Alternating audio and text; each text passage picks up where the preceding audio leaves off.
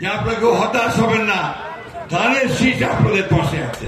আপনারা সকাল 8টা থেকে আজকে এখানে বসে আছেন, তাই না? বসে আছেন এই জন্য যে আমার কথা আপনারা শুনতে চান। আমি আপনাদের সামনে কি কথা বলবো এটা আপনারা জানতে চান। কারণ কি, কারণ আগামী বছরে, সামনের বছরে ফেব্রুয়ারি মাসে একটা নির্বাচন হবে। সাউথ টাউনে হোক আপনার স্বপ্নের আবাসন, শতভাগ রেডি প্লট, সাথে সাথেই সাফ কাবলা রেজিস্ট্রি। এমপি ইলেকশন হবে, তাই না? সোজা কথায় বলি, এমপি ইলেকশনে আপনাদেরকে সেই এমন একজন ব্যক্তিকে এমপি হিসাবে বেছে নিতে হবে।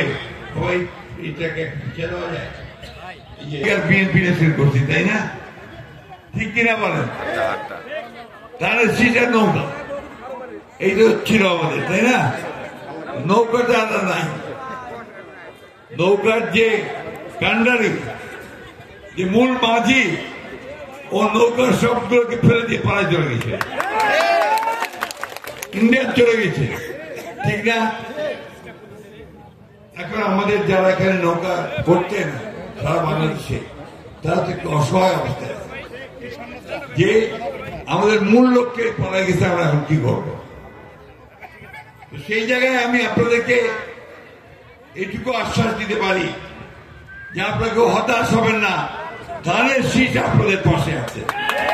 আমরা আপনাদের পাশে আছি।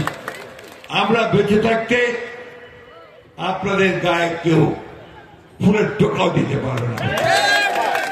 এই কথাটা আমরা পরিষ্কার করে বলছি আজকে।